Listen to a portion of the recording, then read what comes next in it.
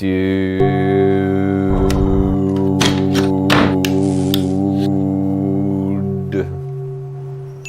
you are getting well.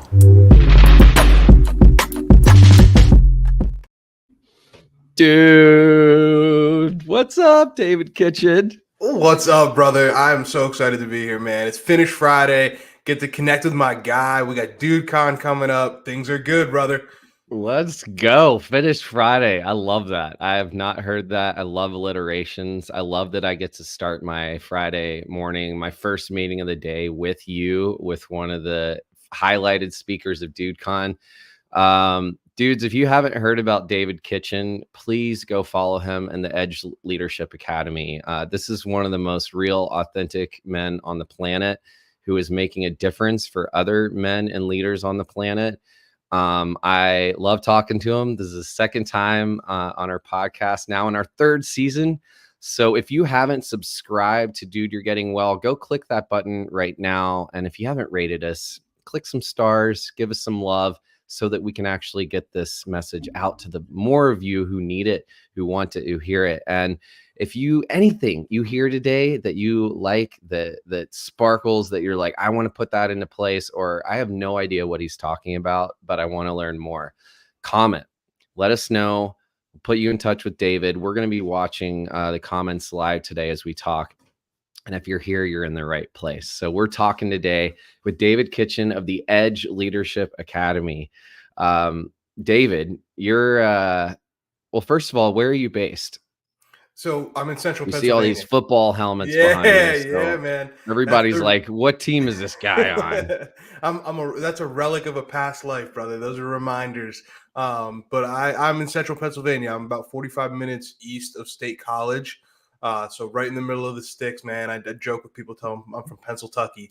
I love it. I love it. Well, it's, I love to know where men are, because anywhere you are on the planet, you have something to offer. And we really, thank God there's someone like you in Pennsylvania, because we've got, we all have different beliefs today, but if we're not talking about it and we're not coming together, then I think we're really missing out. So this is the whole point of DudeCon, is that we have a space to come together, to be real and to say what's really on our mind, even if you disagree. However, personally, I don't know where we're going to find disagreement today, but if we do, maybe it'll be good, because there's just so much beautiful synergy and energy and tools we have to offer today. So, David, you've already made a difference in my morning. I was sharing we're like a week out from DudeCon. I'm just trying to keep my head attached. And you mentioned self-care, and I just want to thank you for that, because that's my motto. And even though I preach it, to walk it is another thing. So I did good self-care this morning. I'm grounding every day. But no matter who you are and where you're leading, self-care is so important. David, you speak all over the world, or all over the country. You said you have 8 flights coming up. How do you take care of yourself during all that? Yeah, man. So I kind of have two pieces of self-care that I look at, right? Like the first one is what we're talking about right now, which is finding a way to slow things down.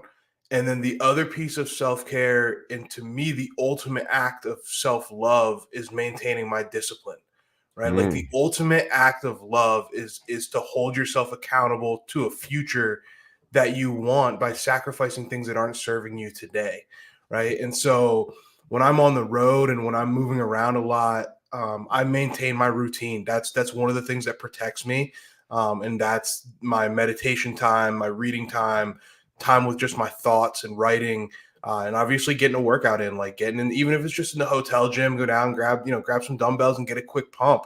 You know what I mean? Like that. Those things for me are things that protect my mental space. And if I don't do those, I'm not the best version of me. And so at mm, that point, the question to me becomes, if you're not doing these things and you're not showing up as the best version of you, should you even be on these stages? Right? And if you're not making the effort to show up as the best version of you, because it's not about being perfect. There's nights where maybe I'm off a little bit, but if I'm mm, not making the effort, then that becomes a question to me. So I feel like it's a responsibility not only to me but to the people that I try and serve, when I'm out trying to drop this value and give this value to people. That I have to take care of myself. So again, it's those two sides, right? It's the nurturing side and the compassionate side of understanding, hey, these next 8 weeks are going to be a grind, So I need to be really intentional about my nutrition. I need to be really intentional and really disciplined about my sleep, Mm, really intentional about the people and that I allow access and influence to me over these next 8 weeks, right? What I'm taking in, my social media time will plummet, right? Will drop to almost nothing. When I'm on the road, I really try not to look at my phone other than posting on a story or if I do a Q&A session. But again, that's that more rigid discipline piece of self-love, and then the mhm. compassionate piece of let me make sure I'm meditating, let me make sure I'm doing the things that I need to do to keep my space right. I love that. That's putting me in the victory mindset already. We're talking about the winning edge and how to achieve the victory mindset, which David is going to be talking about next weekend. So if you don't have your tickets to DudeCon, get those. It's in the link in the chat. It's all over my social media. Anywhere you go, you'll find it.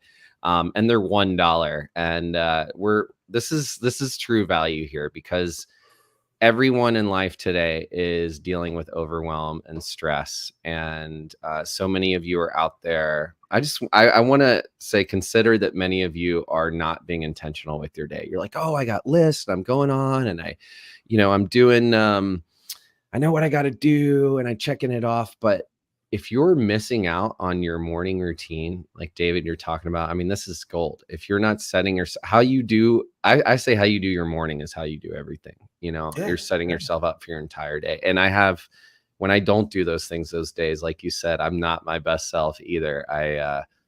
My wife can feel it. My dog can feel it. I can Everybody feel can. it. Yeah. And everybody can. You're Well, right. and the thing is, Ben, it's this is the way that I always try and break it down for people. When you watch NASA or SpaceX or whatever it is now, when they send a rocket into space, they don't just flip open a box and hit the red button, right, and send the thing off. It's turn this system on, this system on, this system on. Okay, all systems ready. Now we'll launch, right? And Mm. so we have to do the same in our own lives, but we don't. What do? We wake up in the We morning, wake we up and grab our phone, and we hit the red button, man, and we are launching ourselves into everybody else's problems and our fears and mm, our worries and our insecurities. I mean, really think about that. If you open social media, the first thing you're doing in the morning is triggering your own insecurities. Why would you do that to yourself? Why is that the first system that you want to turn on in the morning? Like, how that's is that in really any way going to translate into a good day? Instead of sitting down and doing something that triggers your strengths. Like, hey, these are the things I know I'm good at. This is I know who I am. I'm putting on my emotional armor as part of my morning routine of my launch sequence, right? So I call my morning my launch sequence. Like, and then when I go, I go. Now I'm like a rocket ship, right? Because I've mm. let go of all that nonsense. None of that is getting in. I'm good. I'm ready. Oh my gosh, this is hot. Yeah. Damien, thank you for asking a question. I hear that you'd love to see David, and you'll be away the weekend of DudeCon. Yes, if you just go to the link and sign up, it's you click the VIP, you get all access for the entire year, and you can hear the whole thing. So we want to make it really easy. It's $49 for that. So thank you for saying so. David, you're talking about this launch. My God, how you start in the morning. I mean, I just like knocked me over how the truth of that as soon as you open yourself up to that, you're setting yourself up for low self-esteem, judgment, or your nervous system Yeah, all reacts, those your things. pupils dilate, and the message you receive is something other than you. It's like what you're not. And I think Yes. one of the greatest medicine and gold and tool and whatever you want to call it that each and every one of us have on our heart is you. That's what I try to think about when I go into auditions. Like I could try to be a million other people, but the best shot I have to get the job is to be myself because no one else is going to be me. But if I'm not taking care of myself, then I'm really setting myself up for people pleasing, for that neediness and approval. And the other thing I heard you say that I want to highlight, David, is healthy boundaries. You said who I open myself up to, who I make myself available to. I'm really careful about that leading up to talks. So, it's just a beautiful. I just want to say that if there's anyone who, where are you all walking around, not even conscious of the energy you're letting in and the stuff you're taking on from other people that doesn't even belong to you, doesn't even belong to us. And as soon as we open ourselves up to that, we're sensitive beings, no matter how tough you are. We have cells, we're penetrable, we have pores, we're porous, right? So we take on energy literally. So how do you protect your energy?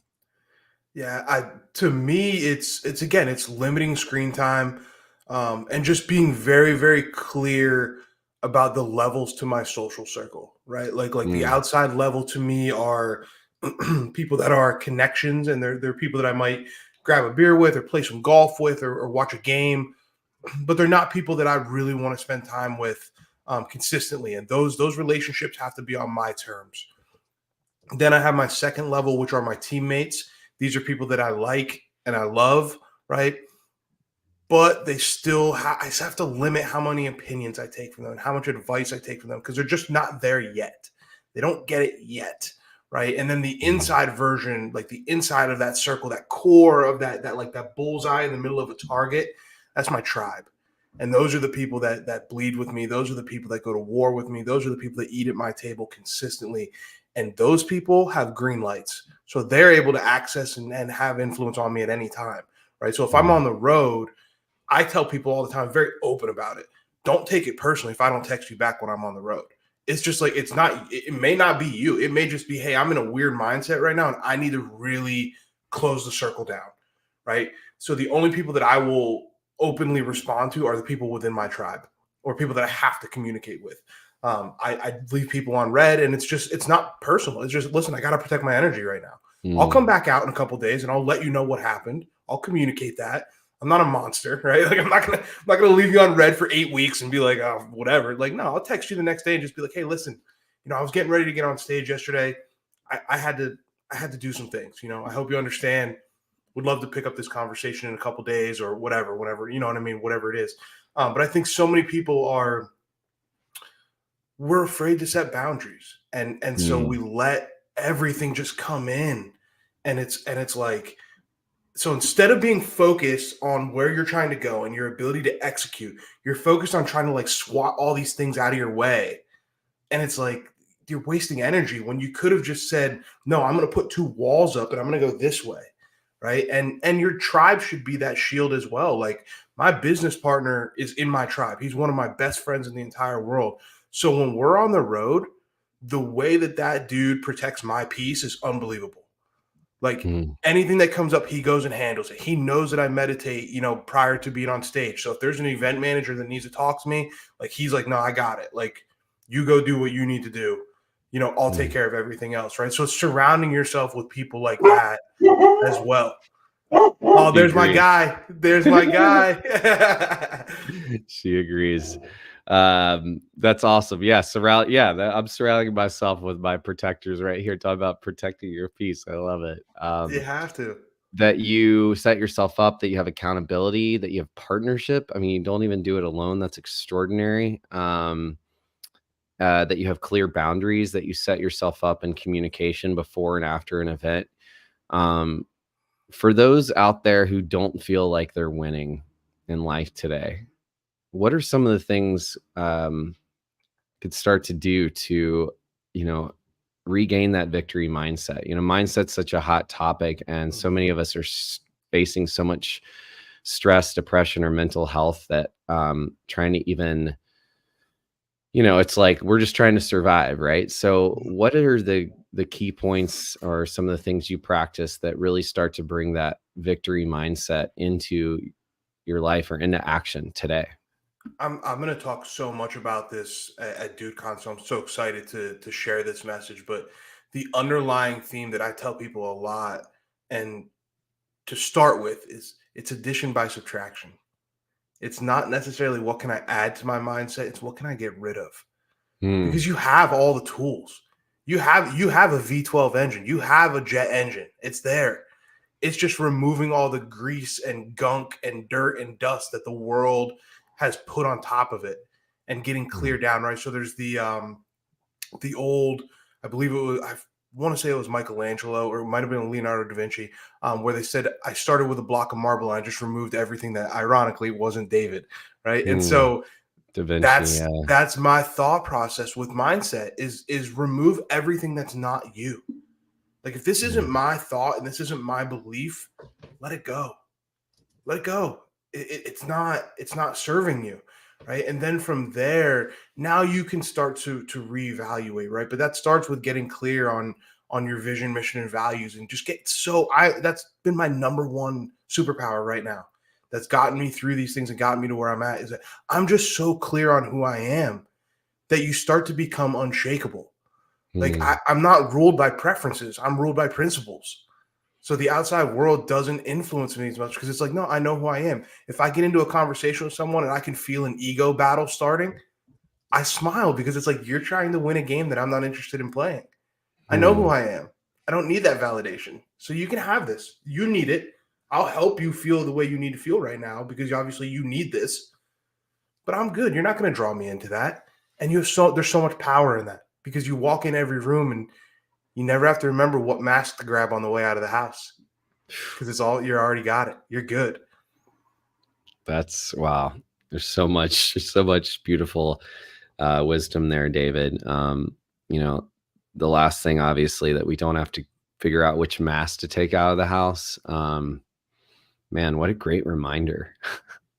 I'm moved by that. I'm thinking how often I try to prepare myself to go out in the world um and to get to just like no, just get to be me. The uh There's another beautiful thing you said around we already have this V12 engine inside of us. We already have everything we need. It's just like getting some of that gunk off and the dust off. What are some of those ways that we can do that? Like, Yeah, where do we I think start? auditing, just being willing to hold the mirror up and spend some time with yourself, and press when it hurts, right? Like again, I'm a big quote guy, right? From Dante's Inferno, like the journey to paradise begins in hell.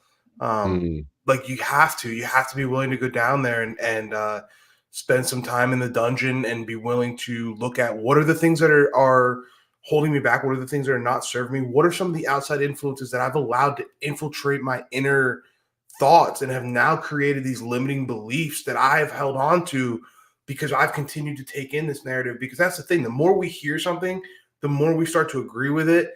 And then the more we start to search out other pieces of evidence that reinforce it. And so it's like, if your parents did something to you as a child that made you feel like you weren't smart, how many people hold on to that narrative their whole lives where they're like, well, I was never good at school, so like I'm not smart. That's not who I am. And then you seek out things on social Mm. media that reinforce that. Like, those are the things, like, you got to go all the way down to the core and like chisel that stuff off and be like, no, that wasn't real. That wasn't true. That's not me.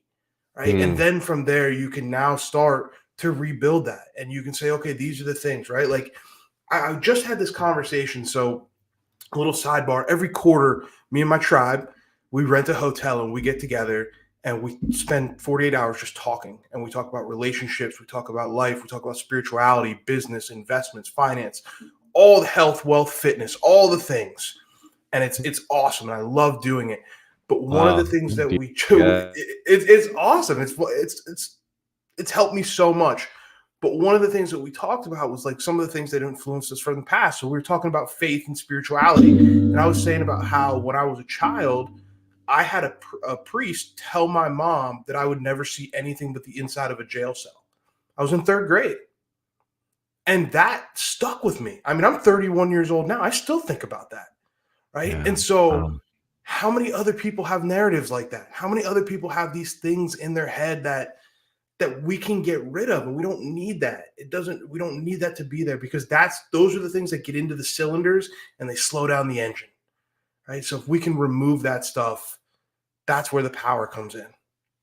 Mm. That's beautiful. I'm moved by that, and that I've seen the ins I just, like, really went to the inside of a bunch of jail cells. I've Mhm. seen that, and there was a time when I thought maybe that was my destiny. I felt like I can relate more to the people there than the people outside because they were just real, and they're like, "Yeah, this is what happens when you're human," and, and I saw, like, for some people, it wasn't even a choice, and so if anything we can do to interrupt those patterns, Um, for me, it was like meeting an older heroin addict who was sick. He was detoxing in the cell beside me, like in the cell with me, Mhm. beside me, and he realized he had a son my age, and he was about to go upstate to Rikers, like for the probably last time, and something, just him recognizing that he had a son my age and that I might have a father like that, or that I could be that, maybe that could be me one day if I'm not careful. That was a pretty big wake up call for me. And yet when I got out of jail, I still felt so, I don't know, people remind me all the time that I was arrested. It was on national, headline news. Um, it was like I think I wore it like a scarlet letter. And Mhm. so to start to, almost like a badge of honor, like, look at me, the victim. But as I started to let go of that and say, you know, um, what could I do to take care of myself a little bit today? Um, that guy in the cell probably needs a lot of love and a lot of Mhm. nurturing. And where am I not taking care of him today? Who's the little kid inside of there that didn't get the love he needed or the care for him? So I try to, and I also try to tap into some of my like angels. If there's people I've lost, like ask them to come help change my mindset that day. Or you mentioned spending time with loved ones. I think your tribe, to be Mhm. real and talk about all that stuff. I mean, to reach out to someone and just say, hey, I'm not okay, or I'm having some dark thoughts today, or I need to remember how great I am. Could you acknowledge me? Yeah. Yeah. How many of us like are not willing to do that, to ask someone to tell you how great you are? I've got a lot of, my tribe reminds me of that often. And if I disappear, they come knocking, right? Like, get your head Yeah. out of your ass. It's time to show up. And I think it's so important to recognize too, these you who you are does not determine whether you can have these types of conversations, right? Like sometimes we get scared to have these types of conversations. So even as I'm talking about this, for those people that can't see me, that aren't watching this on video, like I'm a 300-pound tattooed up man with earrings. Like when we have these quote unquote like examples of masculinity, right? Like I do not shout mental health. I do not shout spirituality. I do not shout like the kind of guy that sits and meditates every day. If you saw me walking into a restaurant or a bar, you'd probably be like, "Oh, that's a big dude. Like there's a lot going on there, right?" And it's so Mm, cool because you think about my tribe, like the conversations that I just described that we have. I'm talking about a guy that's a special forces operator. I'm talking about a guy that's a homicide detective. I'm talking about a guy who is a six, high six figure, low seven figure entrepreneur. I'm talking about like these people that are really high performing, quote unquote, hyper masculine, like ways of life. And we're having these conversations, right? So I think we have a responsibility to approach them and be the ones to bring them up and be the ones to look out for each other and say, hey, listen, let's talk about that stuff. Like the question you asked me when we first hopped on, man, like, how are you? I love when people ask that. Like to me, that's real. Not what's up, not how's things been, not how's business. No, man, like eye contact, direct. Look at somebody you love and just be like, how are you? And just pause and just wait. Not the rush, how are you doing?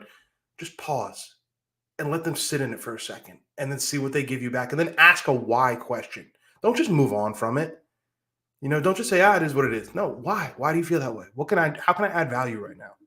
Right. That's what your tribe should be doing. I know I got on a soapbox there, but it excites me. It fires me up. I'm gonna remove that judgment of soapbox, or give you an opportunity to do that, David, because you're I'm experiencing a lot of humility here, and I really appreciate what you're sharing. And I think it is important to say and make space and get curious. I don't think we do that enough, and we're taught as men to be transactional. I'm hearing in that. So if we can actually start to listen, I had the most amazing experience yesterday. We had five of the greatest musicians in the Hudson Valley, which is like, Love it. we're near Woodstock. We've got Mhm. literally some of the greatest musicians in the world here. And we had people over to our house. And the the one thing that was really stood out is everybody just needed some connection. You know, everybody was saying like we just really could use like some time together to show up for each other a little bit more. Um, the I think just to show up and say like how can we be of service to each other, Yeah. and you know, everybody just needed to talk and share how they're doing. But to be able to make that space for someone and get curious, I think is it's such a powerful thing. Oh, this is why I brought it up. I was trying to like, Ben, come on, you had a point here. The One of the musicians said, um,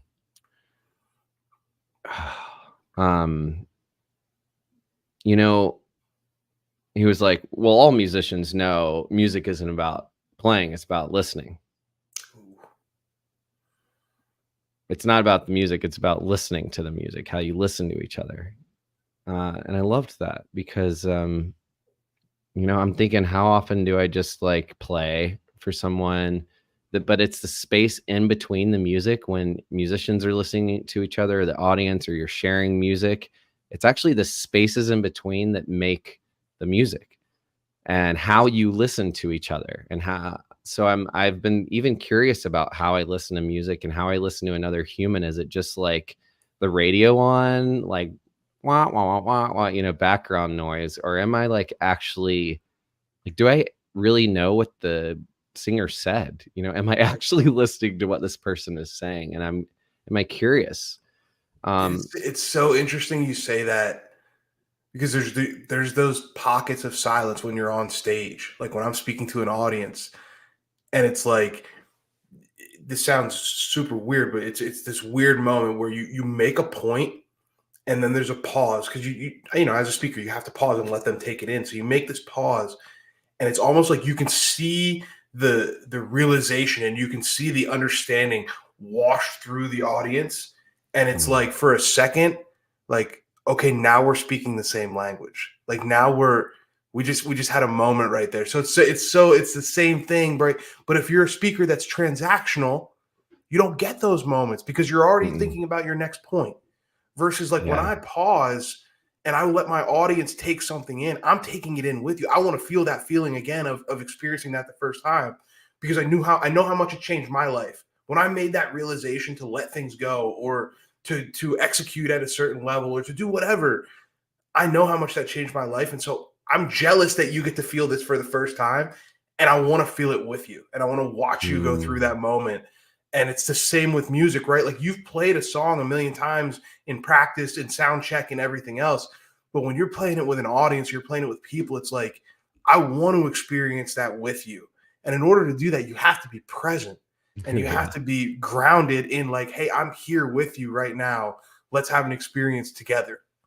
yeah, yeah. Thank you for that reflection. And as my friend David Fulton says, you know, AI could actually just be ancient intelligence.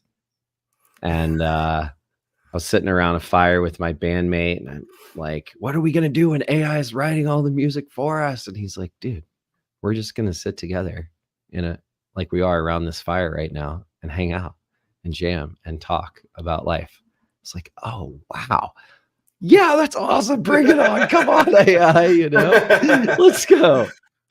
Um, and that, you know, all the world's a stage, right? So whether you're out speaking as a speaker, which is really sharing a message and Mhm. receiving, It's a um, conversation. yeah, having a conversation, thank you.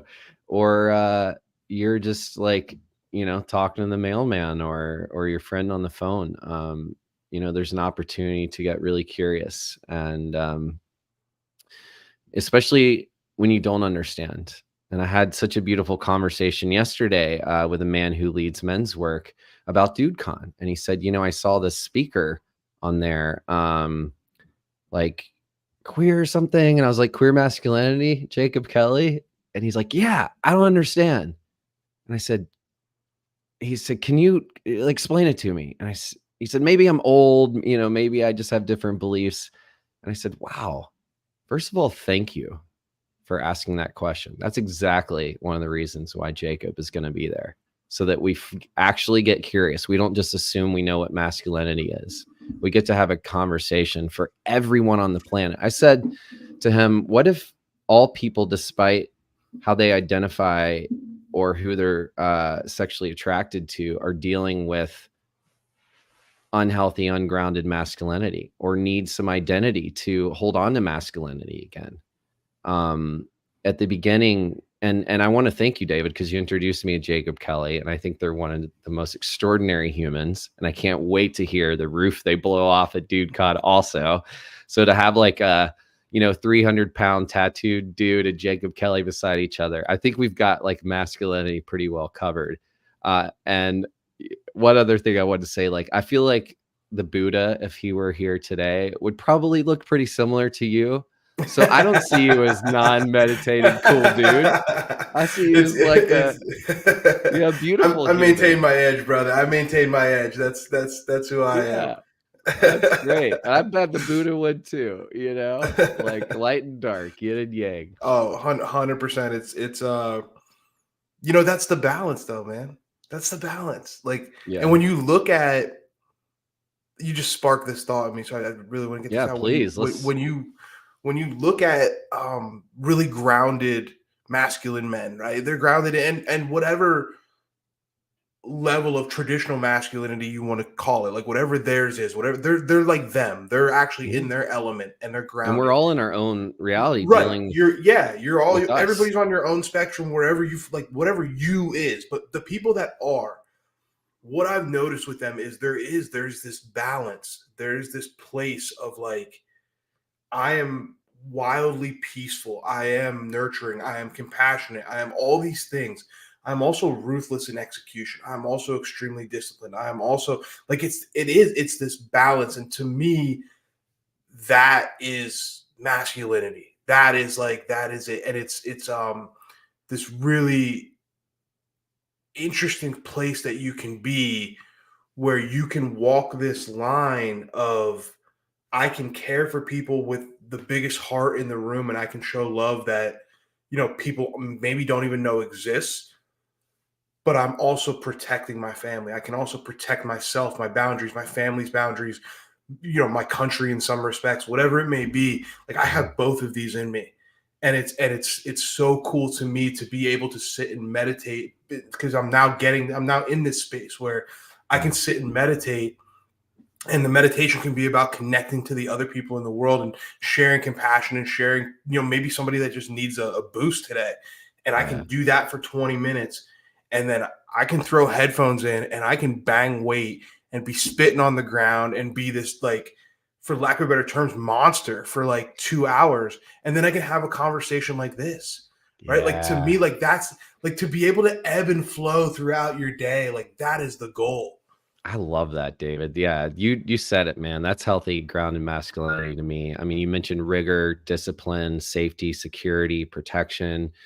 All of that is, I believe, in the world of healthy masculinity, so that you can have creativity, love, spontaneity, chaos, but inside of a nurtured space, Yeah. right? Like inside of a safe, clear, like boundaries give us safety. Mhm. It's like putting the bumpers on a bowling lane. Like it gives the ball a place to go, but you can still throw that ball as crazy as you want. And That's a great analogy. I like that. That's great yeah, imagery I've been right thinking about, I went bowling this weekend. I was like, damn, there. this is it, man. This is Yeah. like, No, I like some of that. us are like throwing it, and some people are like can barely get it off or it slams, and you're like, make it mean all this thing. But like, wow, we had a double date and just went bowling, and the amount of this stuff, I feel like I worked out. I watched my like bowling speed the ball like 18, 28 miles an hour. I was like, I'm throwing this thing. Clearly, I needed this.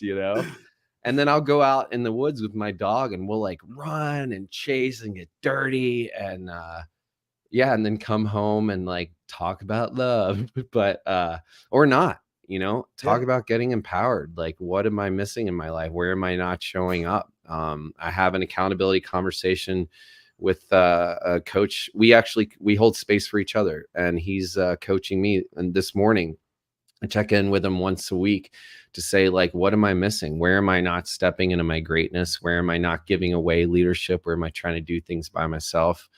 Um, And I just want to say, like, you were one of the first people to say, like, what can I do? How can I make a difference here? And you know, we're having such an incredible conversation about masculinity because of the space that you hold and that you're willing to. And and I think there's a lot for people to learn from dudes like you and from the speakers. So if you don't have a ticket to DudeCon, they're $1. Um, it's we want to make it literally a no-brainer because we know how you Yeah. dudes are. You know, it's like, oh man, I got things going on. I can't afford that. And like, give it to someone, give it to a dude in your life, or pay $49 and get the whole VIP access Mhm. to just or come hear David speak and leave. I don't care. Like, Well, show so up. I that's mean, and stay, but I mean, yeah, like, I'm yeah. just saying, like, let's practice showing up, even if you just show up for the smallest bit. Like, give yourself something intentional to be there for. And I dare you to show up for the whole thing. That's what I was just gonna say. If and for those people out there that are, need a little bit more of the more aggressive approach, listen, I'm challenging you. Like, I'm Yeah. challenging you. Let's see you come in. Let's have these conversations. Like those guys out there that are on the fence about this and they're saying, "Nah, it's a little woo woo for me. I listen to Dude, You're Getting Well in my car, but I don't tell people that I listen to it." Man, I challenge you. I challenge you. Let's own this stuff. Let's see if you Yeah. can step in and hold that mirror up, because there's a lineup of speakers that are going to make you think. There's a Mm. lineup of speakers that are going to make, I'm excited. They're going to make me a better person. They're going to make me better at my craft. They're going to make me challenge some of my own thoughts. And so, if you're somebody out there that's like, man, I don't want to be in a kumbaya circle, then don't look at it as that. Oh, yeah. Come This won't in. be a No, kumbaya circle, no. actually. Come in and let's Yeah. challenge some thoughts. Like, Yeah. you want to be a dog, come be a dog, because that's what we're going to do. And we're going to have great, healthy conversations that are going to change the way people think. So, yeah, it's just echoing what you said, Ben. If you don't have your tickets, man, you will not have an opportunity to see this group of people for this price ever again. I can promise you that. Can promise you that. Guaranteed. I'm amazed. I'm I amazed y'all know are what coming. some of these guys, I know what I charge, and I know what some of these other guys charge for their time. That's how Yeah. important this is. Yeah. So please, please, please take advantage, get your tickets, and let's get together and let's make this world better, man. We need it. We need us right now, man. I'm challenging you. The world needs us. Thank you, David. Thank you for challenging me and everyone here. You know, there are going to be some powerhouse speakers. It's not coddling going on at this thing. Not at all. Dude is an opportunity to claim masculinity and take yourself a little less seriously while Mhm. also holding your hand against the fire. Like, be real and like enjoy your life. So that's what this is about. And any place where you're not, this is going to take the lid off your excuses for sure. And this is an opportunity to come have a conversation. You can actually speak to the speakers real in time. Um, and also just like soak it in. So come join us. It's a week from today. This episode will be live in a couple days. It's also live on YouTube, Facebook, Instagram, and LinkedIn right now. So if you're listening, thank you. And if you haven't subscribed to our podcast, please do, because this is about moving the planet forward and we all got to rise together. David Kitchen, you are a powerhouse. I can't wait to hear the victory mindset in full.